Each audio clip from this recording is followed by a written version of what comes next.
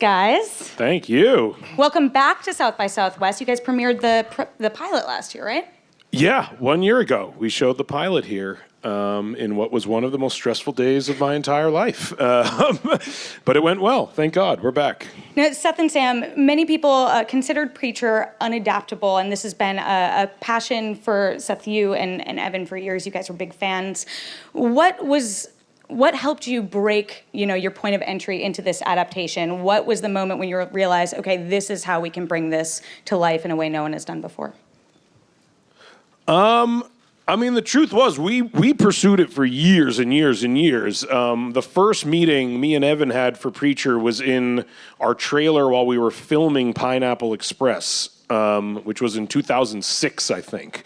And the project just kept being given to people who were probably much more qualified to do it, and not us. And we kept just pursuing it and pursuing it and pursuing it until years and years and years went by, and everyone else associated with it had just kind of fumbled the opportunity or done it in a way that it didn't quite come to life. And we were just like the guys who were left, who had never shut up about wanting to make it. In that time, television went from being like the thing you watch on Thursday nights to like an amazing platform to do incredibly innovative things that you probably couldn't even do in movies. And so that really worked out in that the decade during which we were trying to make it, TV became a platform that could support something like this.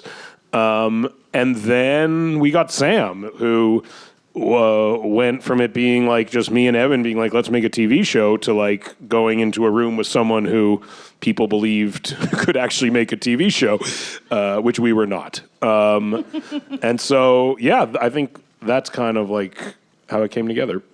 Now, Garth, you'd received numbers of meetings over the years. What was it that set this pitch apart for you when you finally did get to sit down with Seth and Evan and Sam? I think much as Seth says, it was the sense that TV had caught up with comics in a way. You could now do all the things that you couldn't do before. Preacher had gone movie to TV to movie to another movie to back to TV, and in that time you'd gone through that Sopranos, Wire, Band of Brothers, Shield, Battlestar Galactica, Mad Men development. At the same time, I think a lot of executives who had been further down the ladder a first time around, who were desperately trying to persuade their bosses that Preacher would work, that it was the way to go, all of a sudden they found themselves a bit higher up the ladder, and they were now able to say, yeah, this is the thing to do. You get Seth and Evan, and you get this weird project, and you get this guy they want to work with, and it'll work. Its time has come. Now, Sam, you once described the comics as, quote, profane and perverse and psychotic, which I think is like the perfect encapsulation of the Preacher comics. But you came to the series a little bit later than Seth and Evan did. When, as showrunner, how did you sort of channel that perverseness and profaneness and psychoticness to the small screen in a way that wouldn't alienate, many viewers? Because you did it. I didn't worry. I mean, it draws on so many. I mean, the comic draws on so many different inspirations that I just love. I love Tarantino westerns. I love sort of Monty Python. I love Coen. It has all these great sort of American genres in it. So. And they'd all sort of work, all those things have worked before, but the idea of just putting it all in one show, like super broad comedy and heightened stylized violence and drama, all that stuff, the trick was, and the trick is always remains with this show, is how can all of those things be in one show and not have it feel like, Rod Steiger's Dream Journal or something like that. It's probably not a reference. Which is a good name for a show. Very big here. I read something that Vulture had actually written that I really loved, that, one of the things that is so wonderful about the comic is it felt like it was breaking boundaries for the sake of breaking boundaries in that medium. And I'm curious, for Seth and Sam, did you guys try and replicate that sort of breaking boundaries for the sake of breaking boundaries as a TV show? And if so, how? I mean, I feel like it's, I don't think you ever want to do anything just for the sake of doing that thing. So I think the trick is to more disguise it. But we wanted a show that was audacious. I think when you're reading the comics, there's a lot of things that you just can't believe you're seeing, and you can't believe you're reading, and you can't believe the story is going in that direction. And those were things that we really wanted to have in the show. But when something, is potentially on for years and years and years, it really has to have some like emotional grounding. And so it can never feel like you're doing anything just for the sake of doing it. I think it always has to feel like it's born of character and story and emotion. But once we feel like we have that, then we like to try to push it, to the most original place that we can, really, because there's so much on TV right now that I think originality is one of the beacons that calls people. There's a lot of great things on TV right now, but I think there's not a lot of great things that you've also never seen anything like it before, and that's what we have talked a lot about trying to do. Now, Garth, I've read in interviews that you've done that you sort of told Seth, Evan, and Sam, let the TV show be the TV show. Don't feel like you need to necessarily be completely chained to the source material. And I love that, we can have this conversation now, looking back at all of season 1 that it's aired. What are your thoughts on some of the changes that the guys made? What did you find interesting about the sort of prequel season that they did to what you wrote in the comics? I like the changes. I think they make sense out of things in the comic that are just taken as given. I like the way it grounded Jesse's life as a preacher in the little town, which is over in about 20 pages of the first issue. I like the way reasons are given for both Tulip and Cassidy to be there, rather than just these coincidences. In the book, everyone meets up just by chance. I think that's because I was just trying to get it rolling as fast as I possibly could. And also I was 24 when I wrote that stuff. When you're 24, you're just thinking, let's get on with it. So I think, generally speaking, on the show, for it to last, for it to be the creation it's required to be, you're going to need, maybe as much as 50 to 75% new material. You're going to need that much more material. So it's obvious that there are going to be new things, there are going to be changes. I think they've come up with the right ones. Now, I hope that everyone here has seen season 1, because we are going to get into some crazy things that happen in the finale. Just fair warning. We did spend this full 10 episodes in this one town. We get to know this whole cast of characters that weren't necessarily in the comics, and then you guys decided to blow that town up and set our 3 main characters out on the road. So talk a little bit about the decision behind, wiping the slate clean beyond Jesse and Tulip and Cassidy. And are all those characters actually really dead?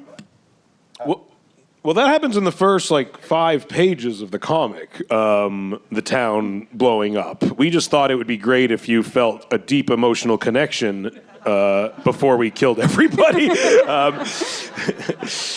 That was our little trick. We always knew we wanted to do that. That was really the idea from the beginning. We knew a lot of shows have this thing where it's like, they'll kill one of the characters at the end of the first season. And we were like, what if we kill every character at the end of the first season?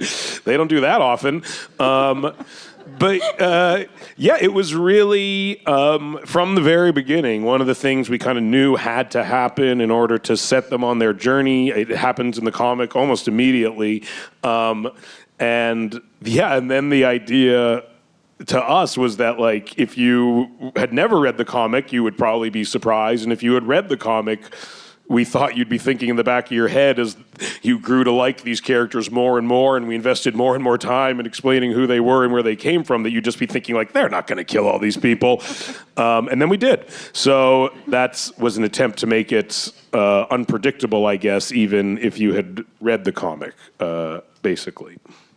Now, were there ever any moments, though, that you found yourselves getting so attached to these characters that you're like, well, maybe we can just save this one? Or did you always find yourself going back? Yeah, we talked a lot. I won't about say which characters, but like, yeah, they could just have like identical brothers. Yeah, exactly. You're not saying because you still might do that. That's why. Well, you guys didn't answer my other question, which is everyone really dead in that explosion? Is that what you're going? There's not going to be sort of, maybe there will be a bait and switch with twin brothers, but Odin, everyone is fully gone? Yeah, that was a big explosion. Yeah, they're dead. Okay, all right. They're so dead. They are on other TV shows. So you knew then, with Dominic Cooper, with Ruth Negga, with Joseph Gilgun, these are the three characters who, you need to get right because they're going to be taking us through the rest of this journey. Which of the three main characters was the most difficult to cast? To cast? To cast.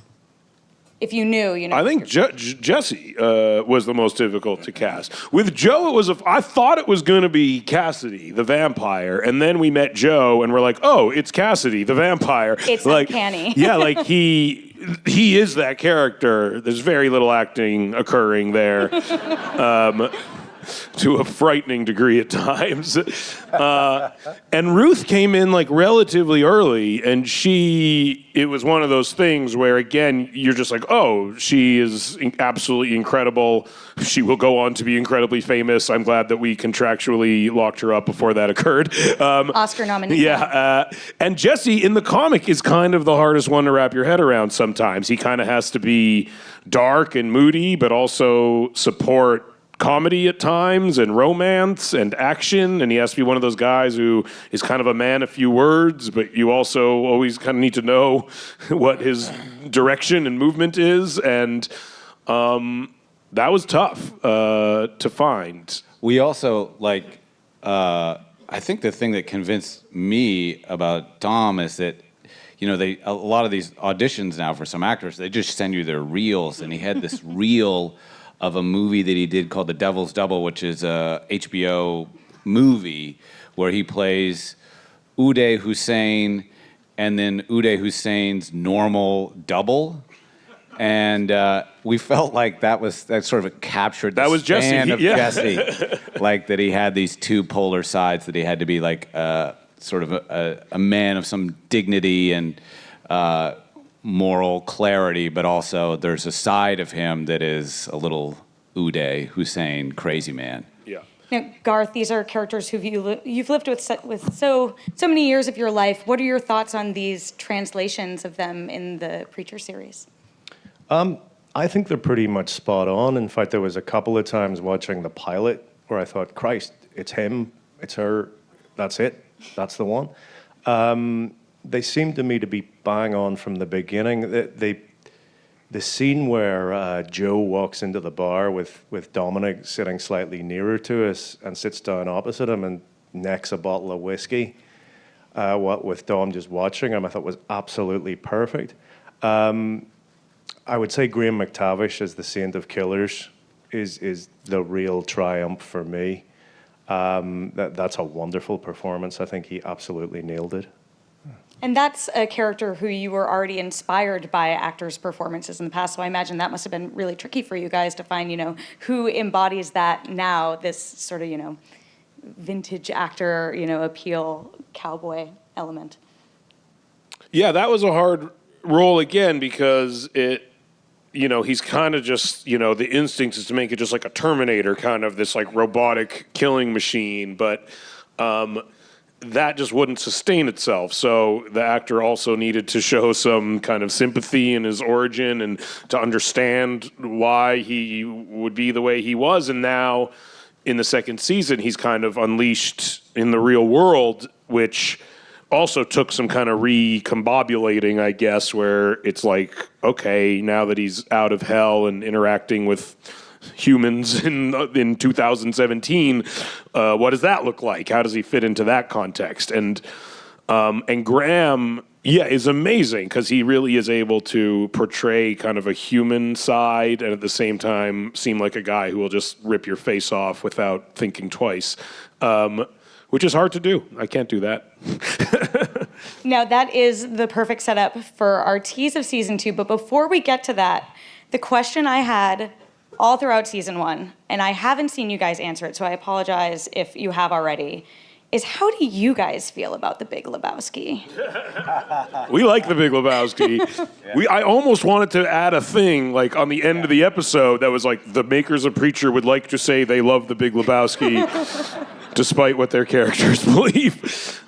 It's one of my favorite movies ever, which is the only reason I think we feel like we can make fun of it. It's just a funny sounding title. It's Joe was really upset with us. He hated it. Yeah. He's like, I really actually enjoy that movie. Can we find another movie that Cassidy hates? He was more comfortable saying he liked Justin Bieber than that he didn't like The Big Lebowski, which says a lot. Yeah. Garth, your thoughts on The Big Lebowski? We need to set the record straight on this. This is very important to me. Well, I should say that that's purely a creation of the TV show. People's thoughts on The Big Lebowski don't feature in the comic. Oddly enough, I'm not a fan. Wow! Whoa! So you guys actually worked. We tapped in. We somehow You knew. accidentally got it. I love Miller's Crossing, Barton Fink, Oh Brother, Where Art Thou? You have all of Fargo. Cassidy's issues with it. But I watched it once and it did nothing for me. Well, now despite all these people in this room now knowing the truth that Cassidy came first, you can now say that you're channeling Garth in that character. The interesting thing about this season is you really can pick up the beginning of season 2 where the comics begin. So can you guys sort of preview, what are you going to be hitting in terms of familiar road trip stops from the comics versus, some new adventures that Jesse and Tulip and Cassidy might be going on?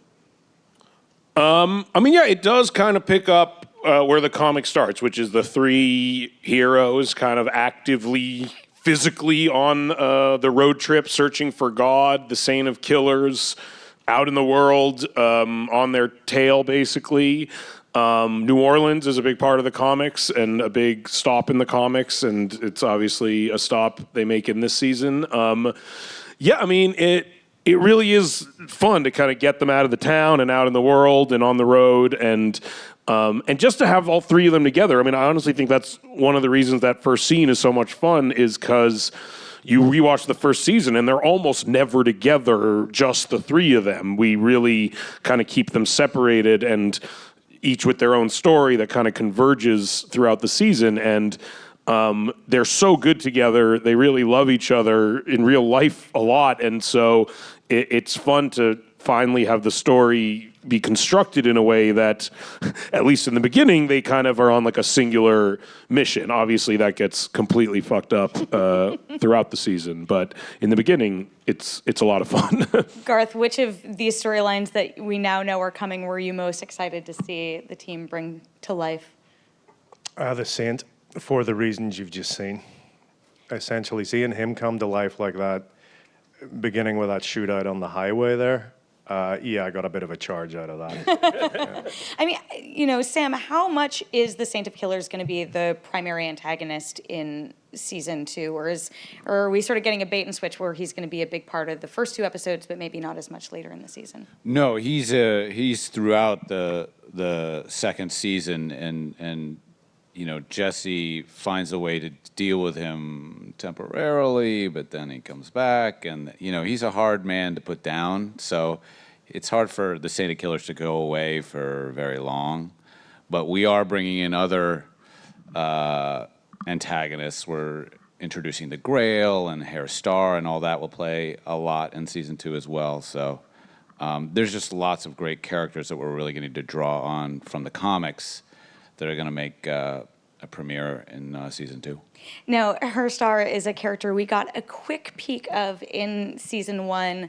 Are you using that same actor, or did you guys have to go through and then cast again? You don't have to give away who necessarily is playing him, but no, we actually had. You can't.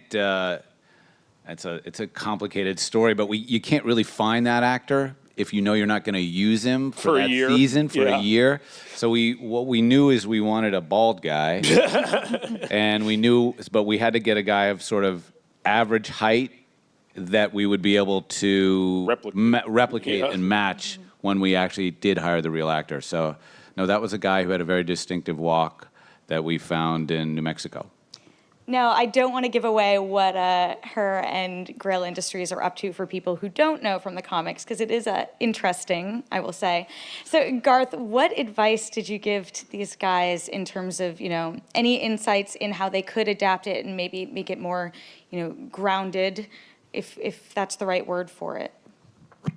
I don't think I really give any advice that specific. The only time we really talked in terms of my thoughts on the story was at the very beginning when I said, I told them what I think they'd already figured out, which was they're going to have to change it. I think it's fairly obvious without me having to say anything that Starr has to play a big role because he is the arch-villain's arch-villain. He's, to me, he's... The idea essentially was, what if Darth Vader had been raped by a Wookiee, and what would he then be like, and how extreme he would get? What happens if the ultimate dark overlord meets the ultimate indignity? And that's where the character comes from. And I don't think I really needed to give anyone any advice about that. It was just a simple matter of, there he is, he's on the page, do that. And Sam and Seth, can you talk a little bit, preview how you did find a way to make that work within the world you've created? Hair Star? In Grail Industries. Oh, it's so clear in the comic what's great about him. I mean, he's such a mess. He's so evil, but he's a little bit Aspergery too. He's just very cut off and affectless. Yeah. He's so funny in the comic, but he's also he has enormous resources. He is pretty much the most powerful man in the world, and that was one of the easier characters to adapt because he's so clear and fun on the page. It's a very easy character so far for us to write. Now, you guys just recently announced a whole bunch of new actors coming to the show in season 2. You have Noah Taylor, Pip Torrens, Malcolm Barrett. What can you tease of these interesting new actors you have? We can just tell you who some of them are. Pip Torrens will be Hair Star, and Malcolm Barrett will be Hoover, and Julianne Emery will be Featherstone, who are all great characters from the comics. And we will not tell you who Noah Taylor is, but you will find out. What made Pip right for Hair Star? Not just that he's bald, although that helped. He read, and it was just like, again, we were just talking about it. It was a similar thing as with Cassidy, where I was like, Hair Star is going to be the hardest role to cast. It's so specific. In the comic, it just leaps off the page.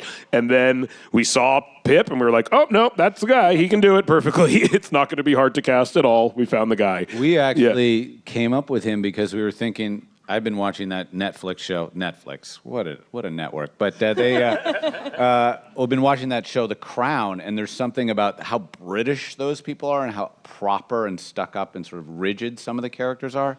And there was a guy on The Crown who plays Tommy, and I was like, that guy is so British.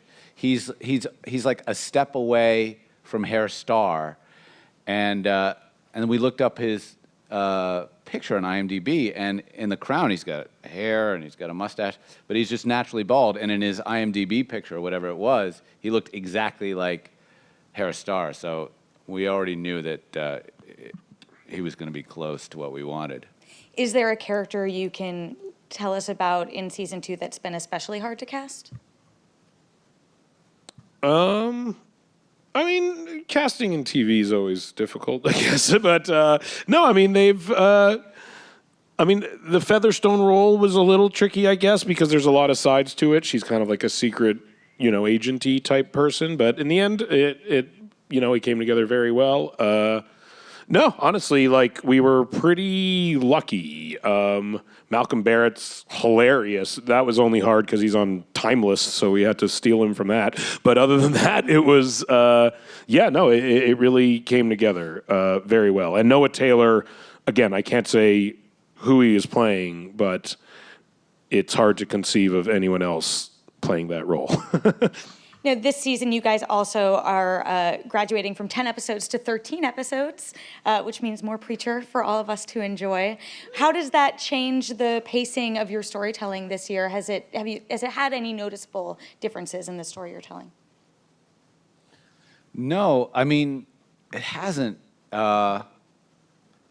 We had plans to go even further places and more places in season 2 because we had 3 more episodes and we thought we'd have, but we sort of, as writers and creators, we sort of fell in love with some of the worlds that we were already bringing in, and that we didn't want to give short shrift to the Grail and some of these other stories that we were telling. So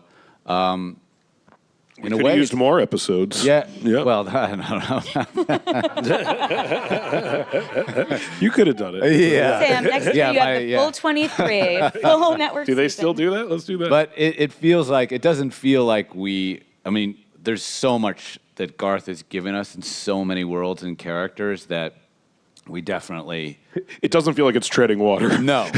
No. There are so many mysteries that you guys did start setting up in season 1. I'm curious, did you have to stop yourself from including too many? Like in specific, I'm curious, what sort of your timeline is on revealing who Jesse's father's killers are and sort of incorporating that element of the story and sort of Jesse's lineage into it.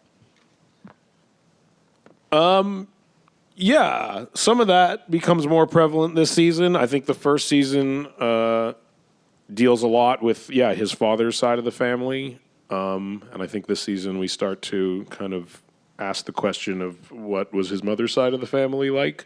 But yeah, it's all very mysterious. But yeah, I mean, we are very aware of every question we've kind of let hang out there. We don't want a show that's unsatisfying in that regard. I've been a fan of some of those and been left disappointed. And so we don't want a show that doesn't provide you with all the answers to the questions we are making you ask yourself. We have let's put it this way, we know obviously who killed Jesse's father, and we're going to make a real meal out of that part of his childhood. We know that. Yeah. There also, in the comics, one of my favorite things, Garth, that you put in there was that Jesse talks to John Wayne. That's sort of the mental embodiment of his father. What did you ever tell them, you guys definitely should find a way to fit this into the series, or did you guys feel like it just never would work within the Preacher world you created? I didn't think it mattered to that extent, really. I think reference is made in the first season to him being a big John Wayne fan. Beyond that, I think as written and acted, he's sort of crazy and damaged enough anyway. Without an imaginary friend. Yeah, he doesn't really necessarily need the imaginary friend. So I'm content with things the way they are in that regard. Yeah.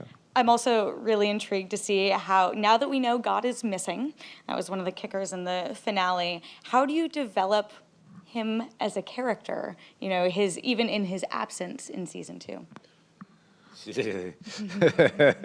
interesting. Yeah, it's very challenging because, it should be pretty clear at this point, hopefully, that God isn't an idea. He's not a way of looking at he's a guy who's out walking around. And and he's missing. And Jesse's going to be on his trail, and maybe he catches up to him this season, maybe he doesn't. But we sort of talk about him a little bit. Sometimes we talk about the Kaiser Soze of it. Yeah. Like he's a sort of someone that you're always one step behind, that anybody who's seen him is sort of affected for the rest of their life kind of thing. But yeah, he's the great white whale that Jesse is chasing. I love that, we're getting to the point in the series that God and the devil, like, are characters within this story, right? It's not just talking about these figures. And I do always think back to The Golden Compass sort of dealt with this in that adaptation where there was a lot of religion that they had to strip out of that story. I'm curious, have you guys received any notes from AMC telling you, lean away from some of these elements, or are you getting to go all in on, like, yes, God is a character and he's a bit of a dick? We're going pretty all in. Yeah. We have not. We have not received a lot of that. Honestly, they've like. They want the show to be good, and they want it to represent what we all set out to make in the first place. And as long as we've had a couple ideas that maybe require like a 10-minute phone call, but mostly they get severed children's heads. Yeah, exactly. The first season, the Saint. Yeah. They wanted a more tasteful version. That was one conversation of decapitating a bunch of school children. That requires like a 10-minute conversation. Blowing up Tom Cruise requires like a 5-minute conversation. That's how I gauge what a big deal they are, is like how long is the conversation that follows after they read these ideas. But this season we had probably one of our longest conversations. We had a long conversation. But it all worked out very well, I hope. So in general, like, I watch the show and am blown away by what we are able to put on television, not frustrated by what we are not able to put on television. Like, I do not feel like we are neutering our ideas or holding back on the content that we want to be putting out there. If anything, I'm shocked we're able to push it as far as we do. Yeah. Yeah, it's funny because we had our longest conversation this year, and then we got off the phone from that conversation, and Seth and I were like, actually, I thought that conversation was going to be longer. that was a long one. Yeah.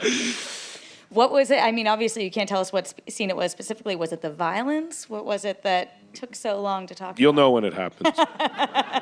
Keep an eye out for it.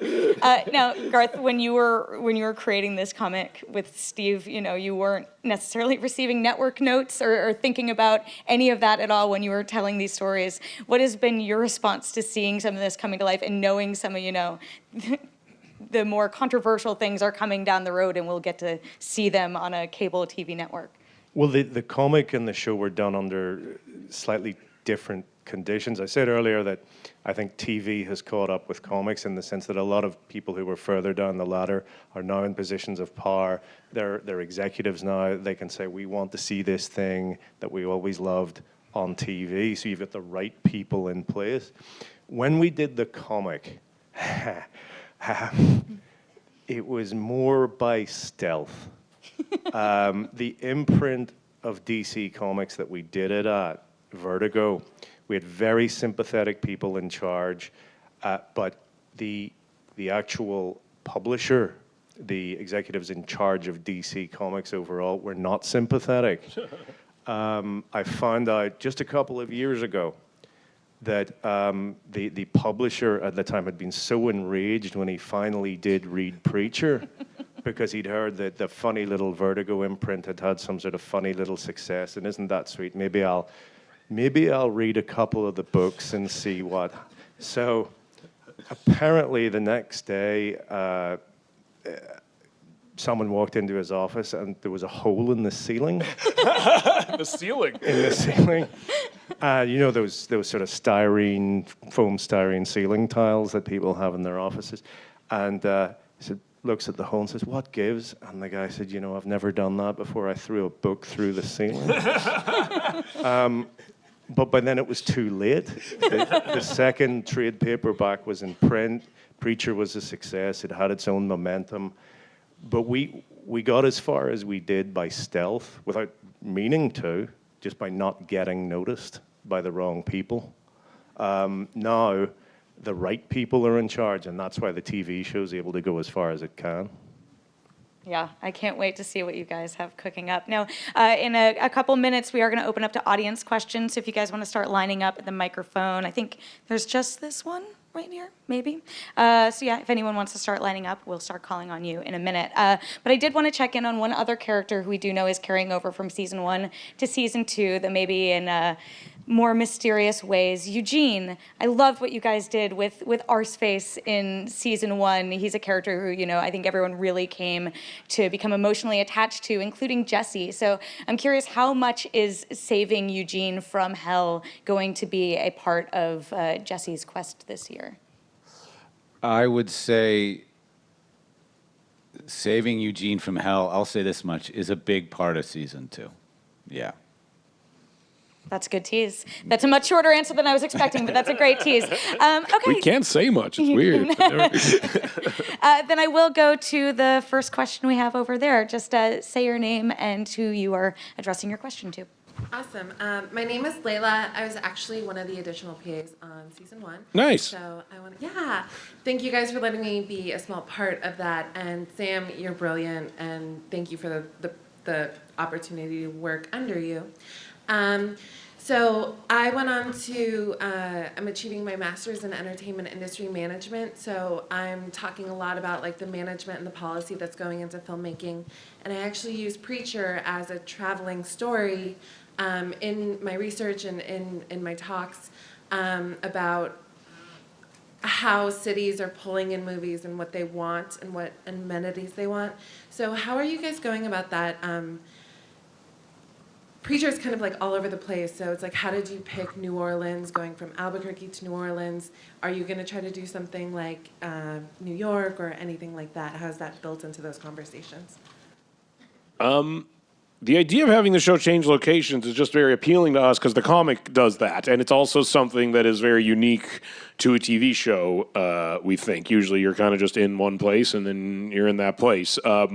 So we had always wanted to go to New Orleans for the second season, and the fact that we were actually able to film there was fantastic. It was a good argument we had to film in New Orleans, was that the season was largely taking place in New Orleans or around New Orleans, so that was helpful. But yeah, I mean, it is a little bit more logistically complicated, but to us, it's something that we would like to keep pushing, this idea that they go from city to city to city to city, and that kind of becomes the texture of the show, is something we'd like to keep doing.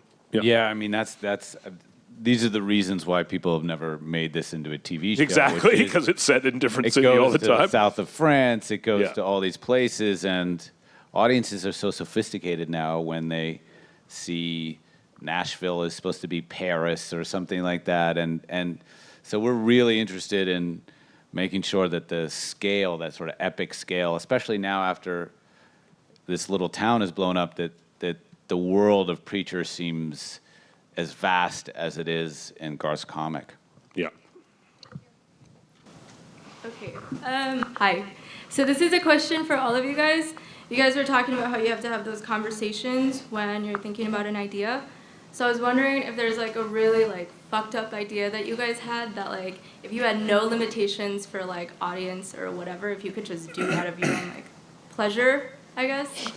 What kind of like concept would you guys do? That's what we do, honestly. That's awesome. Yeah, we don't have like those secret ideas that we wish we could do. We work hard to make those the things that we actually do. Yeah, really, honestly. No, that's awesome. Yeah. I'm happy to hear that. Okay, also Seth Rogen, I'm a very big fan. Thank you. Animation, and you like inspire me a lot. Oh, thank you. And I'm so sad. I like didn't know you guys before this panel, but you guys They're brilliant. Yeah, Go, check them out. They do good stuff. Yeah, I'm excited to watch it. You guys are like amazing. Thank you. Thank you. Great. Garth or Sam, though, do either of you have any concepts in a dream world that if you did not have to worry about backlash or limitations or anything you'd love to bring to life? Not really. I mean, I've been working under exactly those conditions for about the last 10 to 15 years. About 90% of what I do is done without any restrictions but my own. In fact, in a couple of instances, I've written stories where I've run into my own limits a long time before I met the publisher, for instance, where I've been encouraged to do more, and I'm going, that's sick beyond reason. I'm not doing that. Really, if I think about limitations on what I want to do, they tend to be more budgetary. For instance, I really like war stories, but war stories are incredibly difficult to make because you have to think in terms of the hardware. and that means hiring tanks and planes and creating a little battlefield somewhere out in the hills or the woods. So that's more likely to be what would limit me rather than any kind of moral restriction. I certainly took care of that. Yeah. Yeah, I mean, that's exactly right. That's 99% of the compromises that you make, at least that we've made on this show, are just, we have 8 days to film an episode, we have X amount of time and money to do it. That's where the compromise, and that's true for anything. If you're doing a $200 million movie, there's never enough time, there's never enough money. But it's very rarely that we're like, oh, I wish we could do this, but we've got to do the lame network. No, those are the ideas that, like, I learned years ago that, like, the idea that you're joking about between takes where you're like, we can't do that. Like, no, that's exactly what you should be doing. Like, that's the thing that people will really respond to. And I've seen that happen firsthand where there's been jokes. Between takes, I'd be like, man, it'd be funny if one of us said this, but that's just too fucked up. And then one of the other actors just says it the next take. And then it winds up in the movie in a line that people, think we thought of for years and years and years. But I think if your instinct is like, we can't do that, but it'd be really good to do that, then you should do that. Hey, guys. My question is for Garth. I'm a huge Bill Hicks fan. Is Bill Hicks going to end up in the show at all? Oh, that's actually not one for me, really. I mean, Just make Bill your Hicks, decision right now. I hope this isn't how you're finding this out, but Bill Hicks is dead. No, I know. So no, he will not be appearing in the show unless we exhume him. Again, that's a budget thing. That's a budget thing. If this was Star Wars, we could have dead Bill Hicks in it. They do that now. That would be amazing. There are some there are references to Bill Hicks. Yes. And then also, Jody and TC, are we going to get to see any of them season 2? Can't say. Can't say. Cool. Sorry. Pregnant pause. Hey, I have a question for Garth. I'm a huge fan. Love The Boys. Love Battlefield. thank you. Those were great books. At the time that you were writing this comic, right, you had a lot of options where you could publish it and where you could take it. You had Dark Horse, you had other independent comic publishers. What was the reason behind the decision to go with Vertigo at the time, to go with DC Comics, which was really corporate? It was really where Steve and I had a home. And Preacher came about primarily because Vertigo, had said to us, we will take whatever you guys do next. You've kind of proven yourselves on Hellblazer. You've bumped the sales up on that one, made a bigger success of it. And we're ready for whatever you can give us. So we never really thought about taking it anywhere else. Now, if once the outline was in, they'd say, oh, Christ, no, we can't possibly do this, then we might have considered other places. But I didn't play the field, as it were, the way I did when The Boys hit its little speed bump 6 issues in and we needed a new publisher, and suddenly everyone wanted to publish it. Back in '94, there was really never any question that it would be anyone other than Vertigo. Awesome. Any plans on doing anything with The Boys? Haha, well. We're making The Boys. Sam's not invited to that. I hear a terrible thing. Yeah, exactly. We're suffering without you, I'll be honest. Hi, my name is Jania. I've been a huge fan of you, Seth, since I saw Pineapple Express. Thank you. Like 7th grade. Nice. No business watching it, but it was Sure you do. what drew me to Preacher was Ruth Nega. I followed her over from Agents of S.H.I.E.L.D. And so you have AMC, which is this network that's gained a reputation for having these really gritty shows like The Walking Dead and Breaking Bad and now Preacher. And Tulip seems like this character she's this very soft woman, but she has no problem like fighting you, like she will do it. And so do you think it's important to maintain this, and she seems like a balance almost between Jesse and between Cassidy. Yeah.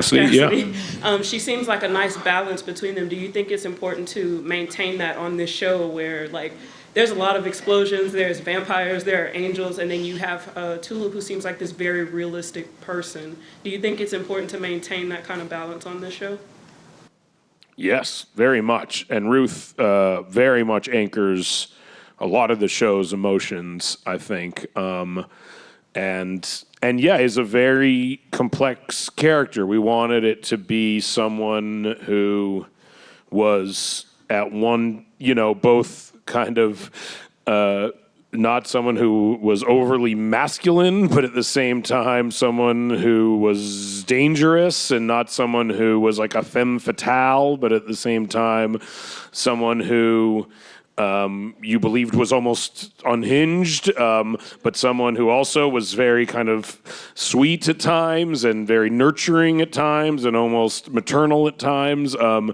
There's a lot going on there, and Ruth really, I couldn't imagine anyone else doing it, because there's a lot of contradiction in the character. It's someone who is like at once into fashion, but knows how to make a bazooka out of household products, which are not generally things you'd see on like the same list. And so that to us is what made the character really interesting. And Ruth ultimately has become like a very good ambassador of the character, and she is not shy at all in sharing, her thoughts on whether or not we are honoring the character in the way she feels it should be honored. And she's probably one of the main three characters who you've changed the most from the comics in terms of her backstory and, her relationship with Jesse. How does that continue to evolve in season 2?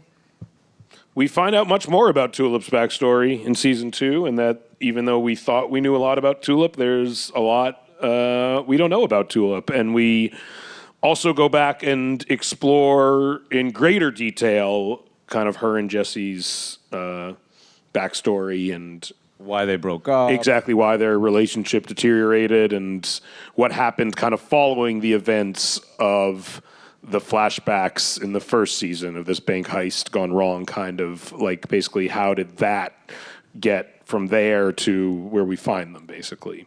So I think we have time for 2 more questions. I think there's a third person in that line, though. We can try and sneak you in. Sure. All right, great. Mine's a quick one. I'm Jacob. This is for all 3 of you guys. If you were possessed by an angel demon baby, what would its name be?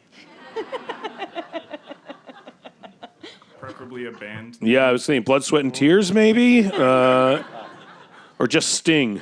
That's good. Sting is good. The Divine Comedy. Hey, that's a good one. Do I have to answer that? Just answer it. Do I have to answer? You don't have to. Don't worry. He's not going to answer. Twisted Sister. Yeah. Do I have to? You don't have to answer any of these. Hi, Chris from Netflix. Do you want to buy Preacher? That's a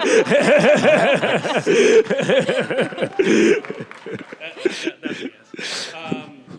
How do the fans affect the second season, and how? The fact that they existed is what allowed us to make a second season. So I would say the fans heavily affected the second season due to their existence. Do they change the storyline? Huh? Do they change the storyline? Did our fans change the storylines? I guess what I would say to that is that, when we looked back at the first season, there were things that we were a little nervous about doing, I think. Things that tonally we didn't know if they would land, things that maybe story-wise were a little out there, things that character-wise, again, were kind of turns that we hoped the audience would go with us on, but there was genuine concern that maybe they wouldn't. And for the most part, it seems like they did. And so what I think the audience really did for us in the second season was give us permission to kind of try to push things even further and to look back at the first season and identify which moments felt truly unique to what we were doing. What on this show could not exist on any other show on television. And knowing that people liked that and responded to that and did not recoil at that and want the show to be more like every other show on television, I think that allowed us to pursue ideas and storylines and character turns and arcs in the second season that we maybe would have been too afraid to do the first season, just because we weren't sure if this machine we built was going to sustain itself / be accepted by the audience that it was designed for, you know. But for the most part, we weren't rejected en masse, which is fantastic. Thank you. Hi. Yo. If I was an inspiring filmmaker, and I'm very interested in including things that are non-conventional, you know, like how do you know where to draw the line to, you know, not like, okay, I can't include this. This is too messed up. You're asking a guy who almost you started a seen war. Sausage Party? Yeah, exactly. Yeah, you're asking a guy who had food fuck each other and almost started a war with North Korea. So I would argue I am not. I would argue I am not the best person at knowing where that line is. I've found that sometimes you don't know where the line is until you look back and are like, oh, that's where the line was, 1,000 miles back there. The line is not I think like we talk more about, will the audience get this? Will this land? Have we done the work we need to do to translate this idea from our brains into the eyes and ears of an audience? That's what I think about, honestly, like what we do the most. It's almost like translating. It's taking these ideas that are in our heads and seem acceptable and normal, even though they might be just on the cusp of that. But in our brains, this is something that should work for people to absorb. And the challenge is then making it that, is taking into consideration every way they might not interpret it correctly, taking into consideration every way that you might not do your job correctly and making them understand this thing you want them to understand. But that is really, like, to me, there's no idea that is unexplorable. There's only the limits of your abilities to articulate why you feel it's an idea worth exploring and articulate why you think the audience should be listening to your take on this specific idea. But again, I almost started a war, so I don't know. I'm not the best guy to answer that question. Before we wrap up, Garth and Sam, do you guys have any insights into where to draw the line, having not almost started a war with North Korea? I would say when you're talking about creativity, start where with you want to get to and worry about the rest later. Because you'll find out when you try to get published or you try to get your film distributed or whatever it is you're doing, you'll find out pretty soon where the limits are then, but you shouldn't be thinking about that while you're putting a story together. Yeah, I agree 100%. There'll be plenty of time to have people tell you no, but in the beginning, just, do what you want. Amazing. Seth, Garth, Sam, thank you so much for joining us here Thank at you. South by Southwest. Everyone else, thank you so much for coming. Don't forget, Preacher Season 2 premieres on Monday, June 19th.